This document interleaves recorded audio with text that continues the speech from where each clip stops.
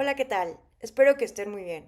El día de hoy vamos a hablar acerca de los derechos políticos de las personas que se encuentran en prisión, específicamente del derecho político electoral a votar de las personas que en México se encuentran privadas de su libertad sin una sentencia firme.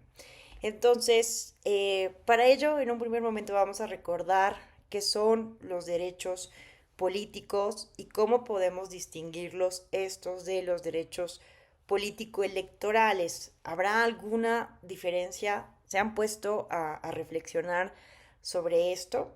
Me parece que es importante plantear esta diferencia para entender también el papel del Tribunal Electoral del Poder Judicial de la Federación, que en este tema ha sido fundamental su papel para reconocer justo el derecho al sufragio activo de las personas que se encuentran en prisión sin sentencia. Entonces, vamos a decirlo, ¿no? En términos muy sencillos, los derechos políticos pues son todas aquellas facultades, prerrogativas que nos facultan a las personas que formamos parte, ¿no? De un Estado a la vida pública, ¿no? Y vean cómo hablo de personas cuando hablo de derechos políticos, ¿no? Porque justo algunos autores, autoras, nos dicen que ahí radica la diferencia, ¿no? Los derechos políticos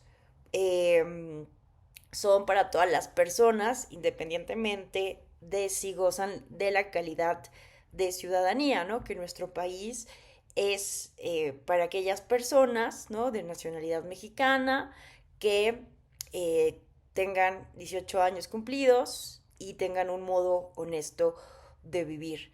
Eso es lo que nos dice nuestra constitución política de los Estados Unidos mexicanos, ¿verdad? Entonces, todos eh, estas prerrogativas que nos facultan para la vida pública, que nos permiten ejercer todas estas potencialidades de la comunidad política, podemos decir que son los derechos políticos, ¿no? Por ejemplo, el derecho a manifestarnos, ¿no? Es un derecho político y vean cómo pues adolescentes, incluso niños y niñas, pues también tendrán que tener este derecho garantizado, ¿no? De poder salir a las calles a manifestarse si así lo consideran. No es una restricción específica de las y los o les ciudadanos mexicanos, ¿no? Es una prerrogativa para todas las personas, ¿no? Mexicanas. Entonces, esta distinción me parece muy importante porque, como les mencionaba, el Tribunal Electoral del Poder Judicial de la Federación, desde que se crea en 1996, tiene entre sus atribuciones la de tutelar los derechos político-electorales, no así todos los derechos políticos, ¿no? Entonces, ¿cuáles son los derechos político-electorales? Pues son justo esos derechos específicos de quienes gozamos de la ciudadanía mexicana, ¿no? Al cumplir estos 18 años de edad y que nos permiten elegir a nuestros representantes populares en la renovación periódica de los cargos que son de elección popular y para participar, por ejemplo, en consultas públicas, ¿no? Ahora tenemos vigente, ¿no? En nuestra ley electoral la consulta popular y la revocación de mandato a nivel federal como mecanismos de democracia que son llamadas semiparticipativa. Pero también es posible, ¿no? Afiliarse a un partido político. El derecho de asociación y el derecho de afiliación también son considerados derechos político-electorales, ¿no? Entonces, básicamente ahí está la distinción. Espero que con esto se vea un poco claro. Y como les decía, desde que se crea el Tribunal Electoral del Poder Judicial de la Federación, desde 1996, en la Ley General del Sistema de Medios de Impugnación en materia electoral, se contemplaba, ¿verdad?, que el tribunal debía tutelar los derechos político-electorales de votar, ser votado o votada, afiliación y asociación. Básicamente, estos eran los derechos político-electorales muy puntuales que debía de tutelar el tribunal electoral, ¿no? Pero, ¿qué ha pasado? Esto es muy interesante y muy importante porque con el paso del tiempo, gracias a las denuncias, los litigios estratégicos de ciudadanas y ciudadanos que han acudido al tribunal electoral para exigir la tutela de sus derechos, eh, se ha ampliado la perspectiva de los derechos que pueden ser tutelados por el Tribunal Electoral del Poder Judicial de la Federación.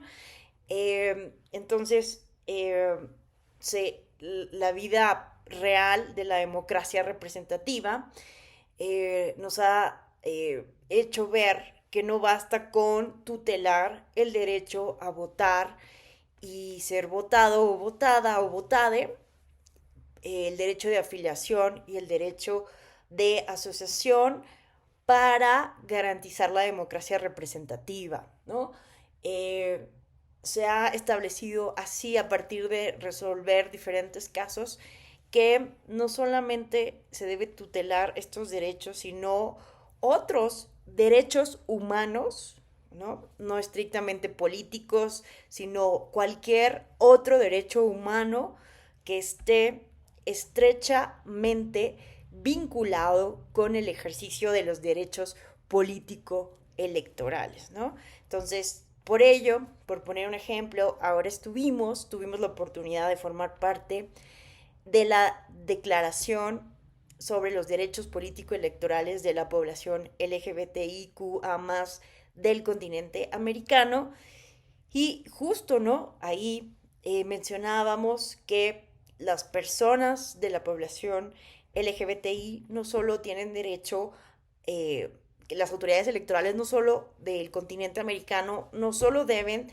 de tutelar estos derechos de votar y ser votado, votada o votade, sino todos estos derechos vinculados con el ejercicio de los derechos político-electorales, todo derecho humano, ¿no? Entonces, ¿cuáles son estos derechos? Los pusimos muy puntuales en la declaración, pero ojo, son enunciativos, más no limitativos, y es lo que hasta ahora, por ejemplo, la jurisprudencia del Tribunal Electoral del Poder Judicial de la Federación en México nos ha permitido ver como derechos que están estrechamente vinculados con los derechos político-electorales, como el derecho de acceso a la información, ¿no? El derecho a la libertad de expresión.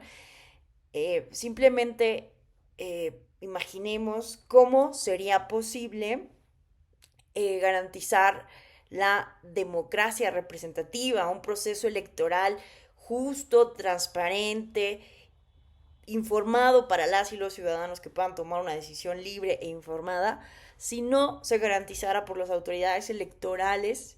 Estoy hablando tanto de las autoridades administrativas como jurisdiccionales, de algo tan importante como el de la libertad de expresión, ¿no? Entonces, es por eso que, si bien la libertad de expresión no es estrictamente hablando un derecho político electoral, al estar estrechamente vinculado con el derecho, con muchos derechos político-electorales, principalmente, ¿no? Con el derecho al sufragio activo y pasivo, es que se tutela por el Tribunal Electoral, ¿no? Entonces, ese ha sido y esa es la jurisprudencia que actualmente rige, que todo aquel derecho humano que esté estrechamente vinculado con el ejercicio de un derecho político electoral debe de ser tutelado por el Tribunal Electoral. Es por ello que también en los casos de violencia política contra las mujeres en razón de género, que por ejemplo se dan en el Congreso, pues muchas veces se dice que no es competencia del Tribunal Electoral resolverlos porque entran dentro del derecho parlamentario. Pero hay una excepción, y que es justo cuando esta violencia política se da en estrecha vinculación con el derecho político electoral de las diputadas de ejercer plenamente el cargo para el cual fueron electas, ¿no?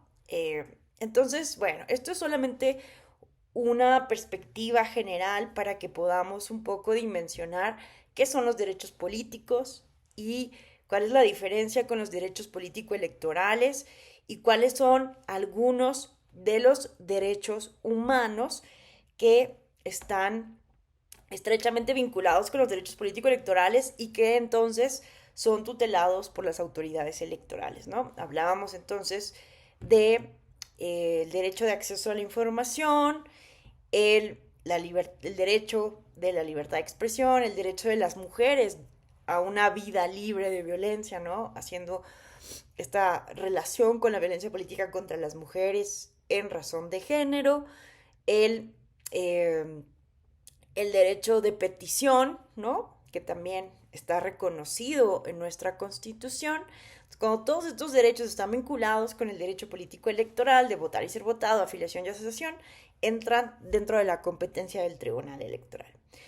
Pero bueno, ahora sí, aterrizando al tema que nos ocupa, ¿qué pasa? ¿En qué supuestos se pueden suspender los derechos políticos, en general los derechos políticos de las personas, ¿no? Fíjense que nuestra Constitución, concretamente el artículo 38 constitucional, establece, y esto lo ha interpretado así también la Suprema Corte de Justicia de la Nación, contempla básicamente tres supuestos de suspensión de derechos políticos, ¿no? La primera, derivada de la sujeción a un proceso por delito que merezca pena corporal, ¿no? La que convencionalmente podría conceptuarse como una consecuencia accesoria de la sujeción al proceso y no como pena, sanción o medida cautelar, pues su naturaleza y finalidad no responden a la de los últimos conceptos. Otra causa es derivada de una condena con pena privativa de libertad que tiene la naturaleza de una pena o sanción accesoria.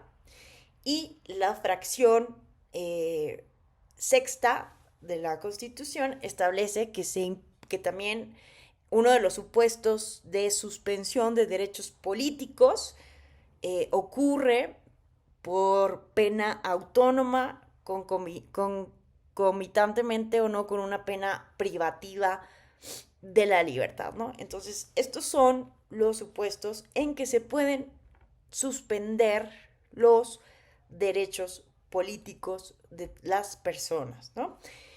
Pero si la Constitución establece con toda claridad en la fracción segunda que cualquier persona que esté sujeta a un proceso por delito que merezca pena corporal, porque si se contempla la suspensión de derechos para estas personas, en México las personas privadas de la libertad sin sentencia sí pueden votar. ¿Qué pasó? Aquí les voy a platicar de una sentencia que es sumamente trascendente, que fue muy relevante para el caso mexicano, para que esto sucediera. Y me estoy refiriendo a la sub-JDC 352 de 2018, que les voy a pedir de favor que quienes tengan curiosidad de ver a más detalle,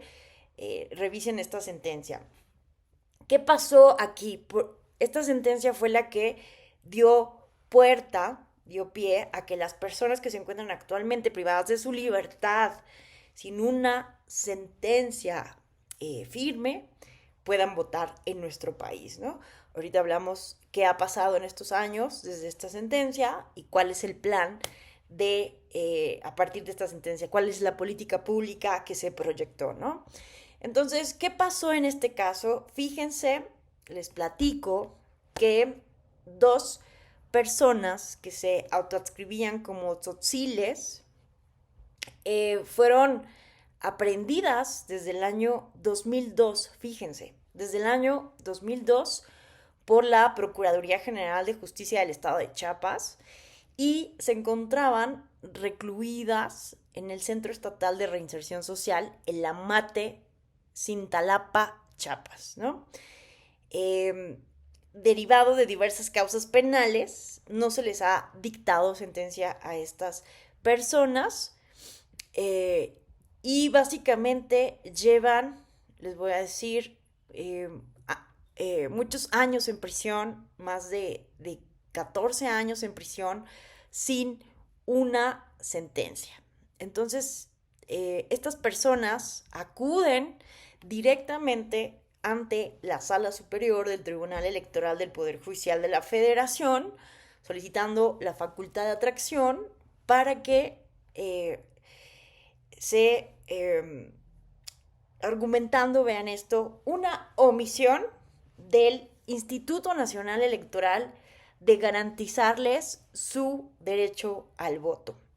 Entonces, bueno, sin detenernos en las cuestiones procesales, porque, bueno, en realidad no se tuvo que recurrir a la figura de la facultad de atracción porque era una competencia directa del Tribunal, de la Sala Superior, del Tribunal Electoral, del Poder Judicial de la Federación.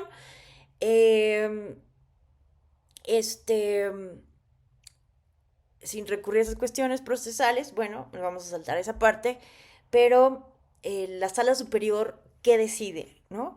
Fíjense, estamos hablando, ¿no? Decíamos que la Constitución establece en la fracción segunda del artículo 38 constitucional que las personas que estén sujetas a un proceso que la pena merezca privación de la libertad, se le suspenden, ¿no?, sus derechos políticos. Pero, ¿qué decían estas personas? Ellos argumentaban que se tenía que hacer una interpretación extensiva, progresiva, pro persona de esta fracción segunda del artículo 38 constitucional, porque es contraria a lo que establece el artículo primero constitucional. Recordemos que desde la reforma a la Constitución, al artículo primero constitucional, todas, pero todas las autoridades del Estado mexicano tienen la obligación de proteger, tutelar, garantizar los derechos humanos de todas las personas en nuestro país. El artículo primero constitucional también obliga a una interpretación específica para que las autoridades interpreten la norma de la manera que favorezca más los derechos de la persona humana, ¿no? Es esta clásica interpretación pro persona que ustedes ya conocen muy bien. Entonces, lo que decían estos ciudadanos es que en relación con el principio de presunción de inocencia, porque recordemos, ¿no?, que en teoría, ¿verdad?, todas las personas en México somos inocentes hasta que se demuestre lo contrario. Ese es el concepto de la presunción de inocencia. En teoría, hasta que se compruebe la culpabilidad de una persona, pues tendría que prevalecer siempre, ¿no?, la presunción de inocencia. Entonces, apelando a este principio y pidiendo una interpretación extensiva de este artículo 38 constitucional, fracción segunda, es que solicitan, denuncian la omisión del Instituto Nacional de garantizarles su derecho al voto, que no han podido votar durante todos estos años en que injustamente han estado en prisión sin una sentencia. Entonces, ¿qué ocurre? Pues que la Sala Superior efectivamente les da la razón a los actores, consideran fundado los agravios de una interpretación sistemática de los artículos primero, párrafos primero, bueno, los artículos primero, párrafos primero y segundo, 35 fracción 1, 38 fracción 2, 20 apartado B, fracción 1 constitucionales, pero también en relación con los numerales 14, párrafo segundo y 25 del Pacto Internacional de Derechos Civiles y Políticos, 8 y 23 de la Convención Americana sobre Derechos Humanos, y se concluye que las personas en prisión que no han sido sentenciadas tienen derecho a votar porque se encuentran amparadas bajo el principio de la presunción de inocencia. Esta sentencia realmente es muy buena, me parece muy progresista esta sentencia porque pues se hace una serie de reflexiones eh, para interpretar, ¿no? De manera extensiva, progresiva, evolutiva, el derecho de todas las personas que se encuentran en prisión sin sentencia a votar, ¿no? Entonces, por ejemplo, la Sala Superior hace referencia a que la Corte Interamericana ha determinado que las personas detenidas son vulnerables, ¿no? Al potencial abuso de sus derechos, pues se encuentran en una situación especial de vulnerabilidad ante la frecuente falta de políticas públicas y condiciones de violación sistemática de sus derechos, ¿no? Entonces, eh, me parece que es una sentencia muy importante porque no solamente habla de, desde una perspectiva legalista, originalista, una interpretación originalista, ¿no? De la fracción segunda del artículo 38, ¿no? Del constituyente de 1917, sino que hace una interpretación, me parece a mí, principialista, ¿no? Basada en el principio de la presunción de inocencia, pero también desde el realismo jurídico, ¿no? ¿Qué significa esto? Que pues la Sala Superior hace una, bueno, esta sentencia es del magistrado Felipe Lamata Pizaña, que se ha caracterizado, hay que decirlo, por tener sentencias progresistas eh, que han permitido, ¿no? Como en este caso, reconocer el derecho de las personas a votar. Entonces, en esta sentencia se hace una consideración de la situación real de vulnerabilidad, de injusticia y de las condiciones carcelarias que no siempre son las óptimas y de esta falla de nuestro sistema de justicia, ¿no? Porque no tendrían que estar estas personas sin una sentencia por tantos años. Entonces, citando tratados internacionales, estándares internacionales e incluso casos internacionales que ahorita les platico, es que la Sala Superior, ¿no? En esta sentencia se llega a la conclusión de que las personas deben de tener derecho a votar en relación con el principio de la presunción de inocencia y con lo que se ha establecido en los estándares internacionales, ¿no?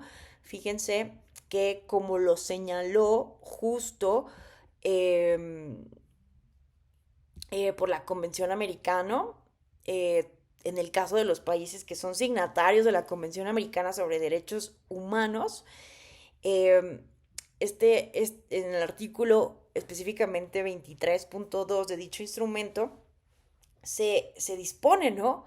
Que los estados pueden reglamentar mediante ley el ejercicio de los derechos políticos, pero vean esto, exclusivamente por razones de edad, nacionalidad, residencia, idioma, instrucción, capacidad civil o mental, condena por juez competente en proceso penal, ¿no? Eh, pero, o sea, sí hay, ¿no? Hay una...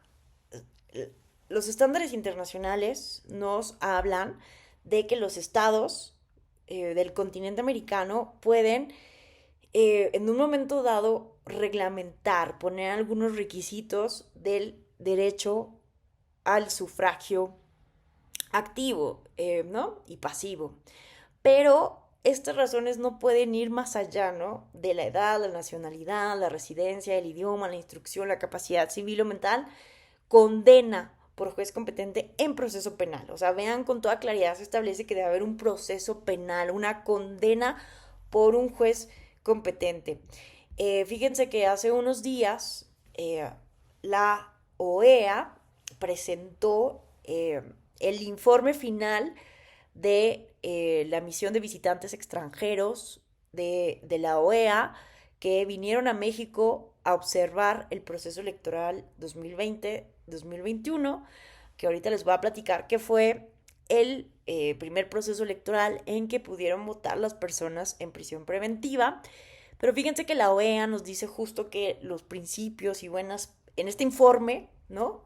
Resalta, ¿no? Que justo, bueno, la OEA aquí celebra esta decisión del Estado mexicano de reconocer el derecho de las personas eh, privadas de la libertad a votar, celebra esta sentencia y además menciona que esto es acorde con los principios y las buenas prácticas sobre la protección de las personas privadas de libertad en las Américas, adoptadas por la Comisión Interamericana de Derechos Humanos, que establece, vean, puntualmente, que toda persona privada de libertad será igual ante la ley y tendrá derecho a igual protección de la ley y de los tribunales de justicia. Tendrá derecho, además, a conservar sus garantías fundamentales y ejercer sus derechos, a excepción de aquellos cuyo ejercicio esté limitado o restringido temporalmente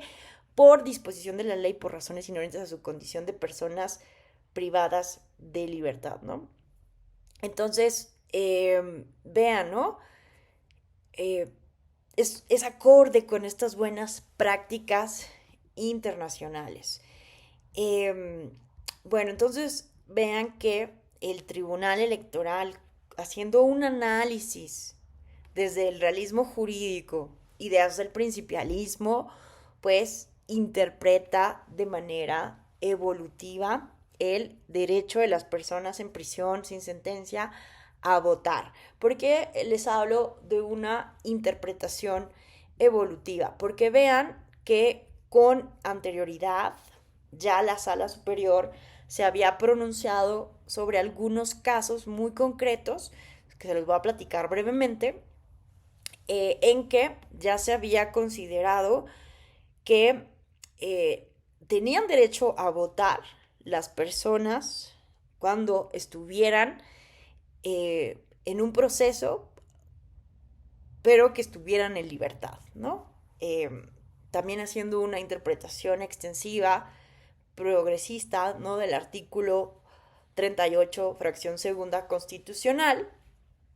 Y entonces, pues vean, en el caso, por ejemplo, Pedraza Longi, que, que ustedes lo pueden revisar en el sub JDC 85 de 2007, se estableció que con base en el artículo 25 del Pacto de Derechos Civiles y Políticos y al alcance normativo fijado por el Comité de Derechos Civiles y Políticos de la Organización de Naciones Unidas, en la observación general número 25 de su 57º periodo de sesiones de 1996, se establece, ¿no?, que a las personas a quienes se prive la libertad pero que no hayan sido condenadas no se les debe impedir que ejerzan su derecho a votar, ¿no? Esto se cita en este caso, que lo quería como compartírselos de manera, pero en este caso la persona estaba denunciando que no se le estaba garantizando su derecho a votar, tenía libertad bajo caución. Y aquí se le garantiza su derecho a votar, ¿no? También en el caso García Salvidea, que está en el sub JDC 2045 de 2007, el ciudadano solicitó y le fue negada su credencial para votar con fotografía por considerar que había un auto de formal prisión dictado en su contra. Entonces aquí se interpretó que igual, si la persona no estaba privada de su libertad, podía pedir al Instituto Nacional Electoral la emisión de su credencial para votar y en consecuencia su derecho a votar, ¿no? Y en el caso Orozco Sandoval, que es otro caso donde ya se había pronunciado la Sala Superior, que es el sub JDC 98 de 2011, me parece, se dio un paso más, porque en este caso también la autoridad electoral le negó el registro, vean, como candidato a gobernador a un ciudadano, estamos hablando del derecho al sufragio pasivo, ¿no?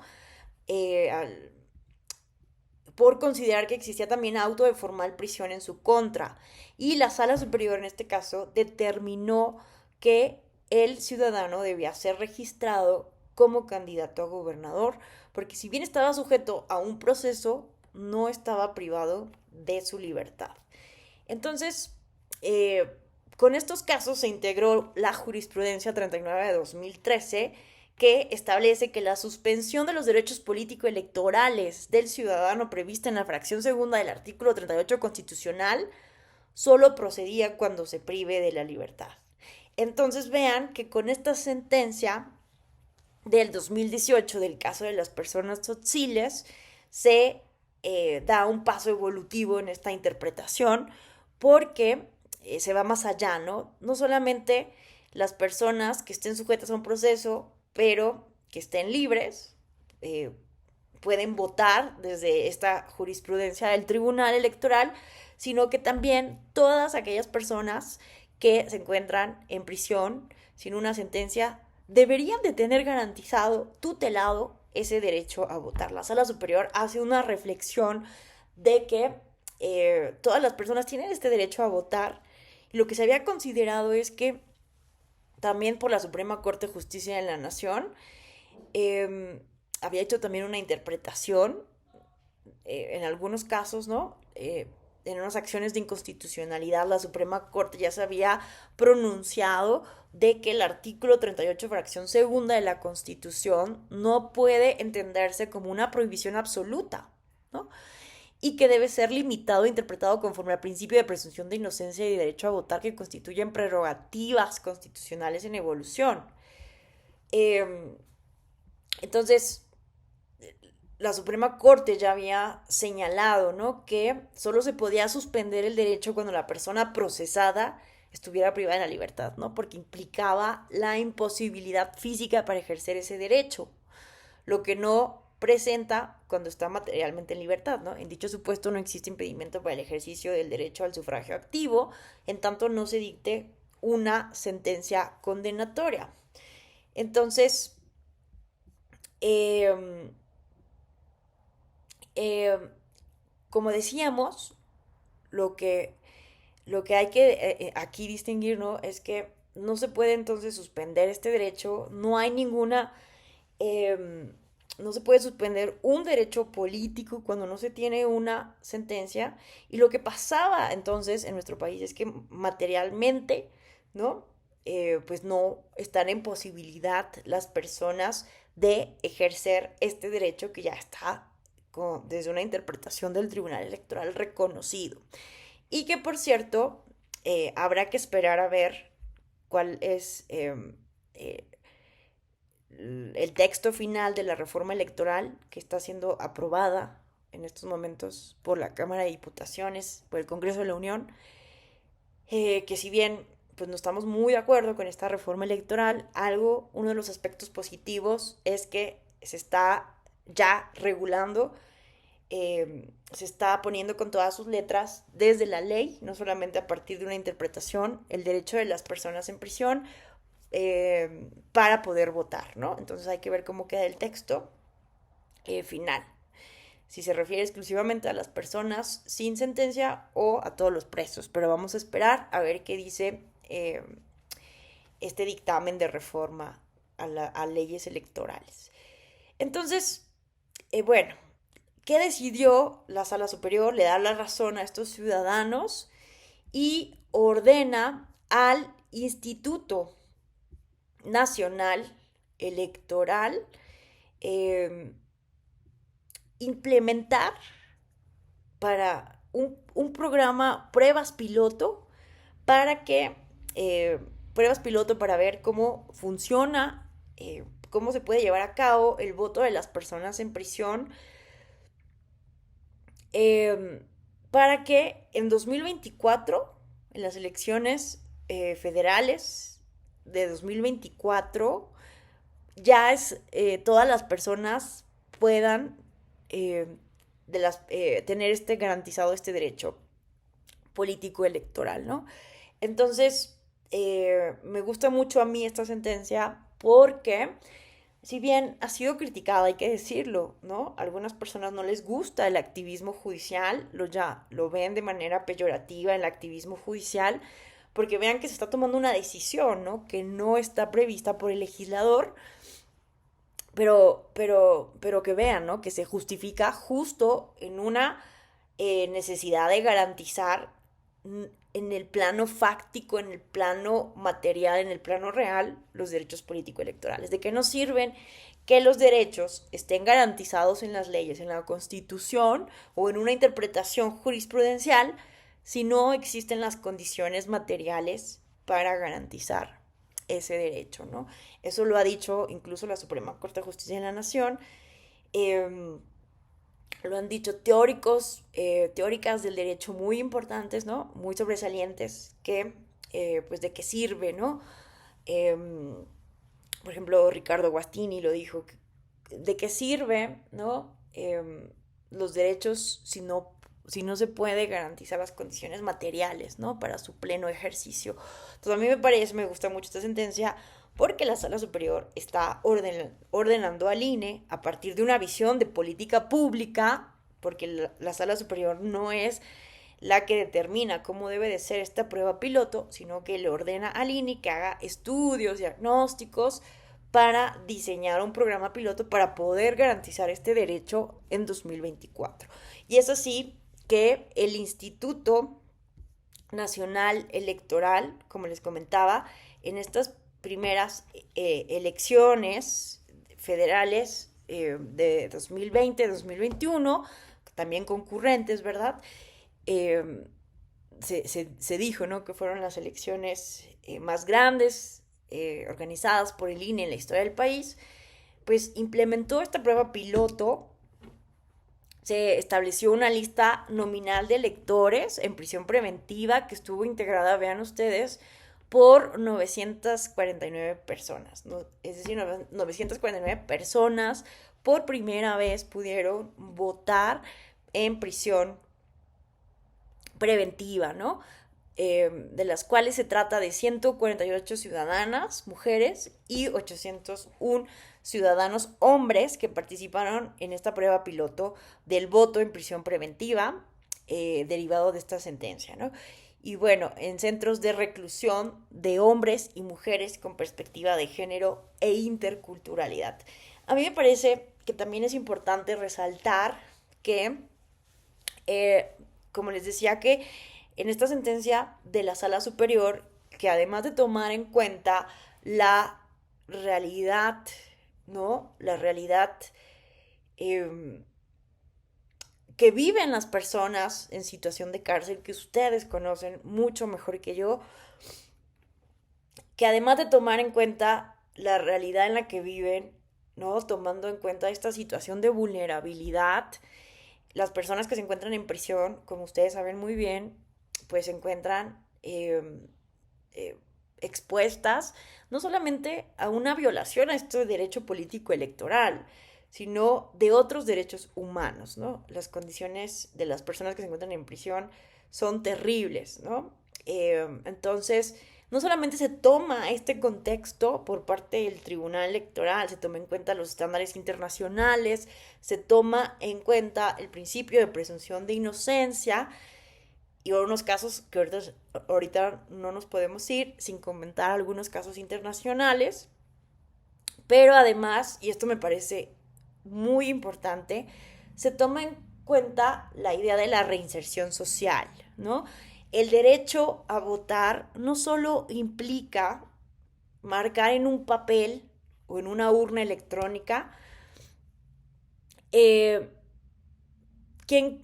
va a ser nuestra diputada o nuestro diputado, nuestro presidente o presidenta del país. No solamente implica eso, implica reconocer el derecho de todas las personas de involucrarse con la vida pública.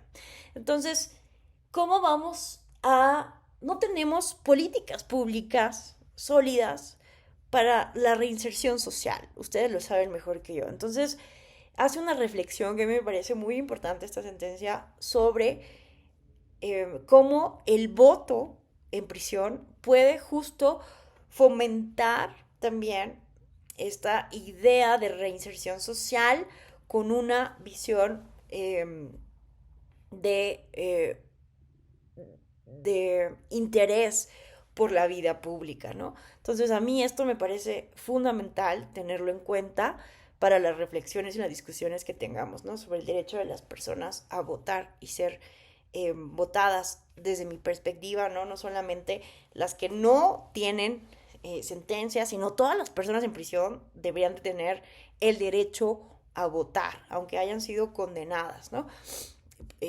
Ya con una sentencia firme, con una pena que implique, ¿no? Privación de la libertad. Entonces, vale la pena, ¿no? Mencionar algunos casos.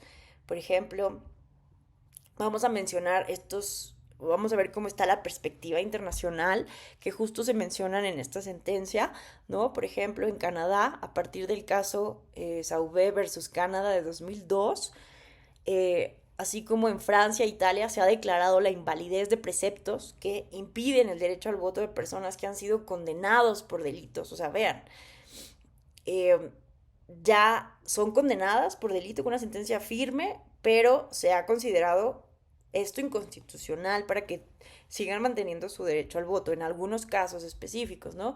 E incluso se ha diferenciado el tipo de delito que podrá llevar a una sanción adicional como la de la suspensión de los derechos. En el Reino Unido se contempla la posibilidad de imponer como pena la pérdida del derecho al sufragio mediante una resolución judicial, que ahorita lo mencionamos, pero esto ha sido una, también interpretado, señalado por la Corte Interamericana de Derechos Humanos, pero de otra manera, en el caso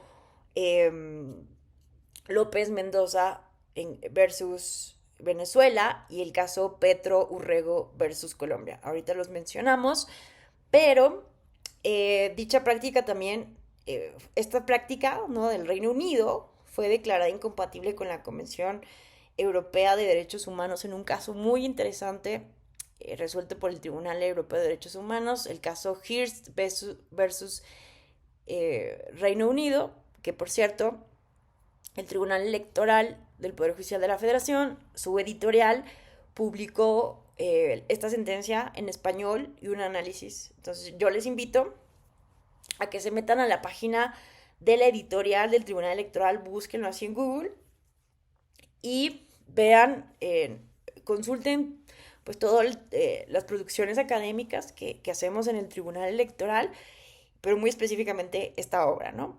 Que ha sido analizada. Bueno, este caso. En Ecuador, vean ustedes, ¿no? El artículo 62 de su Constitución reconoce expresamente el derecho de voto a las personas privadas de libertad sin sentencia condenatoria. Y desde entonces se garantiza el sufragio a los votantes en prisión preventiva a partir de las elecciones de 2009 y 2013. En Costa Rica, vean qué interesante, el artículo 30 del Código Electoral establece la instalación de juntas receptoras de votos para permitir el sufragio de las personas privadas de libertad, con lo cual se garantiza el sufragio a todas las personas privadas de su libertad. En Colombia ocurre algo similar. Las personas detenidas que no hayan recibido sentencia firme pueden ejercer su derecho a sufragar si reúnen el resto de las condiciones exigidas por la ley. Y esto también fue un objeto de pronunciamiento expreso por una cuestión jurisprudencial, por la Corte Constitucional Colombiana, que como ustedes saben muy bien es una corte muy progresista en materia de derechos humanos. En Sudáfrica, vean que también ha habido un caso interesante que podemos mencionar. La Corte Constitucional se enfrentó en el caso August versus Electoral Commission a la falta de instalaciones y procedimientos para el voto de personas internadas en centros de detención, a pesar de que la ley en aquel momento no les privaba del derecho al voto. Entonces sostuvo que las personas internas en dichos centros habían sido privadas ilícitamente de su derecho al voto. Entonces, por tanto, en este caso, la Corte Constitucional de Sudáfrica ordenó garantizar el derecho de los prisioneros ante la falta de prohibición de la ley. O sea, vean qué interesante, es muy similar, ¿no?, al caso mexicano, solo que aquí no había ninguna prohibición específica, ¿no? Como aquí, pues sí está contemplado en el artículo 38 constitucional, fracción segunda, pero como vimos, con una interpretación pro persona, armónica con el artículo primero constitucional y el principio pro persona, pues se ha interpretado de otra manera. Y en España, pues no establece suspensión de derechos políticos por la mayoría de los delitos. Entonces, por lo que la población penitenciaria puede votar por correo como los ciudadanos que se encuentran ausentes, ¿no? En el extranjero. Entonces, bueno, estos casos son algunos, ¿no? Pero la tendencia a nivel mundial es que las personas que están privadas de su libertad sin una sentencia deben de tener derecho a votar, ¿no? Y que hay algunos casos que están mucho más avanzados donde incluso personas con una sentencia firme, condenatoria, con castigo de pena, de privación de la libertad, también pueden votar, ¿no? Entonces, hacia allá tendríamos que ir si nos tomáramos en serio, desde mi perspectiva, la reinserción social. Pero bueno, se considera, ¿no? Que es actualmente acorde con los estándares internacionales que en algunos estados se pueda prohibir, ¿no? Cuando hay una condena. Y esto va acorde con los parámetros internacionales. Y bueno, ya para cerrar y concluir, pues les cuento que me faltó mencionar estos casos, ¿no? De López Mendoza versus Venezuela, resuelto en 2011 por la Corte Interamericana, sostuvo, ¿no? Que el artículo 23.2 de la Convención señalaba las causas por las que podían restringirse los derechos políticos, ¿no? Los que hablábamos hace rato, edad, nacionalidad, ¿no? Eh, eh, que pueden reglamentarse, ¿no? Los derechos políticos. Entonces, en este caso, se apreció la ilegitimidad de una restricción en tanto que las sanciones a López Mendoza no habían sido impuestas por un juez competente ni en la forma de condena o en proceso penal. Y similar interpretación tuvo la Corte Interamericana en el caso Petro Urrega versus Colombia, que por cierto, ¿no? Petro es ahora el presidente de Colombia, ¿no? El actual presidente de Colombia, en un momento dado, a partir de una decisión administrativa, se le habían suspendido sus derechos políticos, ¿no? Entonces la Corte Interamericana de Derechos Humanos dice con toda claridad que solamente se pueden suspender los derechos políticos por una sentencia firme pero penal, ¿no? Entonces, bueno, eso hay que discutirlo en el caso mexicano porque tenemos algo que se llama una interpretación que ha hecho el Tribunal Electoral sobre la pérdida del modo honesto de vivir, que en un caso puede llevar a que una persona se vuelva inelegible por no cumplir con este modo honesto de vivir. Y pues a partir de sentencias jurisdiccionales ya ha ocurrido que personas que son reincidentes en violencia política contra las mujeres en razón de género, pues se le prohibió, por ejemplo, a un presidente municipal ser candidato a la reelección porque había violentado reiteradamente a mujeres, ¿no? Políticamente. Entonces, vean qué interesante, ¿no? Que a partir de una sentencia jurisdiccional, ojo, no administrativa, puede en la jurisprudencia electoral mexicana suspenderse esta candidatura, que justo es una de las cuestiones que se buscan restringir, ¿no? Esta interpretación en la reforma electoral que está actualmente en la Cámara de Diputaciones. Y bueno, en fin, les agradezco enormemente su atención. Vale la pena decir que en las elecciones, no solamente en este proceso electoral 2020-2021, en que votaron por primera vez personas en prisión, a partir de una prueba piloto, ¿no? Que es una prueba piloto, es un ejercicio a manera de, pues para ver cómo funciona, ¿no? Cómo puede implementar el INE el derecho al sufragio activo de las personas en prisión para que en 2024 pueda llevarse a más personas, ¿no? A más personas que se encuentran en prisión. Entonces vale la pena mencionar que no solamente se han hecho estas pruebas piloto en 2020 y 2021, sino también en elecciones locales, ¿no? Que han habido posteriores a 2020-2021. Bueno, con esto terminamos. Simplemente me gustaría hacer una reflexión final. Creo que debemos evolucionar con el paso del tiempo a una visión menos punitivista de nuestra sociedad, ¿no? Me parece que esta sentencia que les platiqué del Tribunal Electoral es muy progresista porque nos obliga a reflexionar sobre